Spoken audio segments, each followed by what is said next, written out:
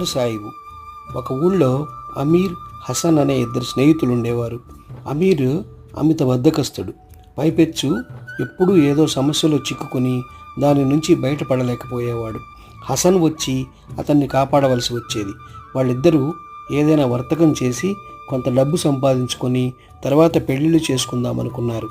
వాళ్లకు ప్రత్యేకంగా ఏ పనిలోనూ ప్రవేశం లేదు కనుక ఎవరూ పని ఇవ్వరు. వ్యాపారానికి కొంత పెట్టుబడి కావాలి. అందుచేత ఇద్దరూ తమ పాత ఇళ్ళు అమ్మేసి ఆ డబ్బుతో రకరకాల అత్తర్లు కొని అత్తరు సీసాలు 2 తోలిపెట్టెల్లో అమర్చి చెరొకటి తీసుకొని వాటిని అమ్ముకు రావడానికి బయలుదేరారు. అమీర్ తూర్పు దిగుగా బయలుదేరాడు. వాడు రోజల్లా అడవిదారిన ప్రయాణం చేసి చీకటి పడే వేళకు అడవి చివరకు చేరుకున్నాడు. వాడికి తన ఒళ్ళు, దుస్తులు చెమట కంపు కొట్టుతున్నట్టు తోచింది. అత్తరు సాయిబు అన్నాక అంత దూరాన ఉండగానే అత్తరు వాసన కొట్టాలి. దానికి బదులుగా తాను చెమట వాసన కొట్టడం ఎంతమాత్రం వ్యాపార ధర్మం కాదు. అందుచేత అమీరు ఒక మర్రి చెట్టు కింద కూర్చొని తోలుపెట్టి తెరిచి ఒక అత్తరు సీసా బయట పెట్టి అందులో దూది ముంచి తన బట్టలకు అత్తరు రాసుకోసాగాడు. అంతలోనే మర్రి ఊడలు గలగలలాడాయి. అమీర్ ఆశ్చర్యపోతూ చూసేంతలో ఒక పెద్ద స్త్రీ ఆకారం అతడి ఎదుట ప్రత్యక్షమై ఏం చేస్తున్నావు అని అడిగింది. అదేదో దెయ్యమని గ్రహించి అమీర్ కోపంగా కనబడడం లేదు, అత్తరు రాసుకుంటున్నాను అన్నాడు. నాకు కూడా రాయవు అన్నది దెయ్యం. నీకు ఒక రాయాలా? చిన్న రూపంలో అత్తరు సీసాలోకి వెళ్ళి ఒళ్ళంతా తడుపుకొని పైకి రా అన్నాడు అమీర్.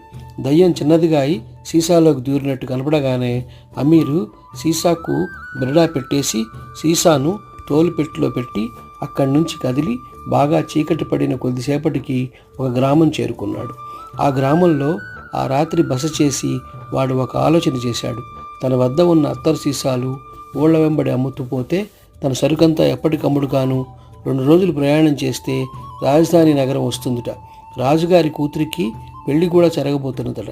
తన సరుకంతా రాజుగారికి కానుకగా ఇచ్చినా తనకు రాజుగారిచ్చే బహుమానం ఎంతో గిట్టుబాటుగా ఉంటుంది. ఇలా అనుకొని అమీర్ తిన్నగా రాజధానికి వెళ్ళి రాజుగారి దర్శనం నిమిత్తం దూరదేశం నుంచి అత్తర్ సాయిబు వచ్చాడని లోపలికి కబురు చేశాడు.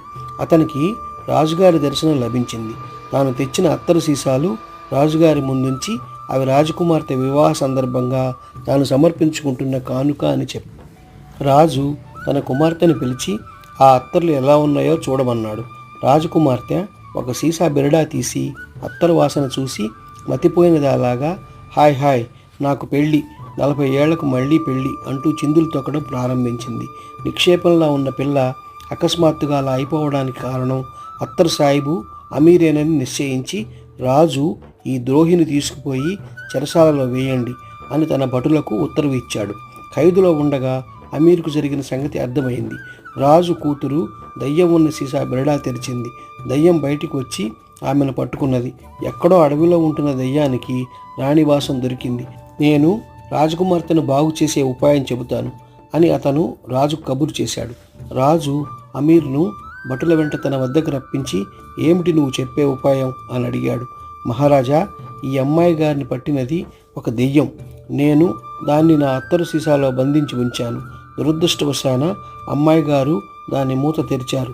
అందుచేత మీరు అమ్మాయి గారిని నాకిచ్చి పెళ్లి చేస్తే దానికి అరణ్యపు జీవితమే బాగున్నదనిపించేలాగూ చేస్తాను. అప్పుడది అమ్మాయి గారిని వదిలిపోతుంది. అంతేగాని రాజభోగాలు జరిగినంత కాలము అది వదలదు అన్నాడు అమీర్. ఈ మాట విని రాజు మండిపడ్డాడు. అంతదాకా రాజుకు ఆ అత్తరు సాయిబు ఆశ ఏమిటో తెలిసింది కాదు. ఇప్పుడది బయటపడింది. వాడు రాజకుమార్తెను పెళ్లాడాలనే ఈ దుర్మార్గమంతా చేశాడు. అమావాస్య నాడు వీడిని ఉరి తీసేయండి అన్నాడు రాజు భటులతో. అమావాస్య ఇంకా కొద్ది రోజులున్నది. అమీర్ రాజభట్లు బతిమాలుకొని తన స్నేహితుడైన హసన్కు కబురు చేశాడు. కబురు అందుతూనే హసన్ రెక్కలు కట్టుకుని వచ్చి అమీర్ గొంతు మీదకి వచ్చిన సమస్య ఏమిటో పూర్తిగా అర్థం చేసుకున్నాడు. అతను తిన్నగా రాజుగారి దగ్గరికి వెళ్ళి రాజకుమార్తెకు పట్టిన దెయ్యాన్ని తాను వదలగొడతానన్నాడు. ఆమెను నీకిచ్చి పెళ్లి చేయమంటావా ఏమిటి అని రాజు వెటకారంగా అడిగాడు. అవసరం లేదు, కానీ నేను రాజకుమార్తె సమక్షంలో ఏం మాట్లాడినా ఎవరూ నాకు అడ్డు చెప్పరాదు. ముందు నాకు మనిషి ఎత్తు గాజు జాడి మూతతో సహా కావాలి, తెప్పించండి అన్నాడు హసన్. రాజు వెంటనే అలాంటి జాడీ తెప్పించాడు. హసన్ దాన్ని రాజకుమార్తె ఉన్న చోటికి పట్టించుకుపోయి రాజకుమార్తెను ఆ జాడీలో ఉంచి మూత బిగించండి అన్నాడు. వెంటనే రాజకుమార్తె కెవ్వున అరిచి విరుచుకు పడిపోయింది. తనకు మళ్ళీ బందికానా సంప్రాప్తం కాబోతున్నదని భయపడి దెయ్యం ఆమెను వదిలి వారిపోయింది. తిరిగి రాజకుమార్తెకు ఒళ్ళు తెలిసేసరికి ఆమె మామూలు మనిషి అయి ఉన్నది. రాజు పొందిన ఆనందం అంతా ఇంతా కాదు. హసన్కు గొప్ప బహుమానం ఇవ్వడమే కాక అతని కోరిక పైన అమీర్ను ఖైదు నుంచి వదిలిపెడుతూ అతనికి కూడా చిన్న సత్కారం చేశాడు. తర్వాత స్నేహితులిద్దరూ తమ గ్రామానికి తిరిగి వచ్చి పెళ్ళిళ్ళు చేసుకొని రాజుగారిచ్చిన డబ్బుతో సుఖంగా జీవించారు.